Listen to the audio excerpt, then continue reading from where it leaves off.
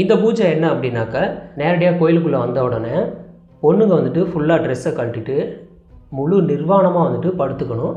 அதுக்கப்புறம் அந்த பொண்ணுங்களோட பெண்ணுறுப்பில் வந்துட்டு இந்த அச்சன் சுவாமி என்ன பண்ணுறாருன்னா ஒரு காசை வச்சுருக்காரு. அந்த காசை வந்து பெண்ணுறுப்பில் வச்சு பூஜை பண்ண ஆரம்பிப்பார். இந்த மாதிரி பூஜை பண்ணும்போது உடம்புல வந்துட்டு வரம் கிடைச்சிரும்.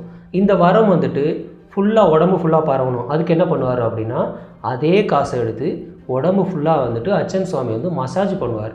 இந்த மாதிரி மசாஜ் பண்ணும்போது உடம்பு ஃபுல்லாக வந்து அவங்களுக்கு வந்து வரம் கிடைச்சிரும். அவங்க நினச்ச செயல் வந்து அப்படியே நடக்கும். இந்த ப்ராசஸ் எல்லாமே பெண்கள்கிட்ட வந்துட்டு சொல்லி தான் வந்து உள்ளரை கூப்பிட்றாங்க.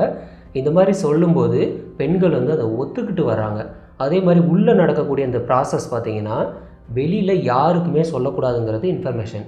வெளியில் ஒரு வேளை நீங்கள் சொன்னீங்க அப்படின்னா நீங்கள் நினச்சது நடக்காதுன்னு சொல்லிடுவார்.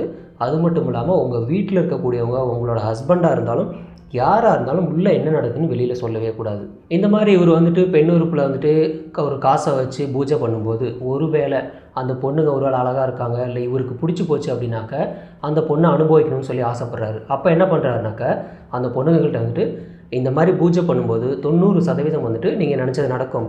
இப்போ நீங்கள் என்னோட வந்துட்டு உறவு வச்சுக்கிட்டிங்கன்னா 100% நடக்கும்னு சொல்லிட்டு அந்த பொண்ணுங்களை அனுபவிக்கிறதுக்காக இப்படி ஒரு பிளான் பண்ணுறாரு அச்சன் சுவாமி. இந்த மாதிரி பண்ணி பல பொண்ணுங்களோட வந்துட்டு இவர் வந்து உல்லாசமாக இருந்துகிட்ருக்காரு.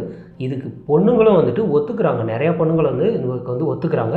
அது மட்டும் இல்லாமல் இந்த ப்ராசஸ் நடக்கும்போது இந்த பூஜையில் எந்த இடத்துலையா இருந்தாலும் நீங்கள் இடையில தடுத்தீங்கன்னா நீங்கள் நினச்சது நடக்காதுன்னு சொல்லி அதையும் ஒரு ட்விஸ்ட் ஒன்று வச்சு சொல்லிடுறாரு.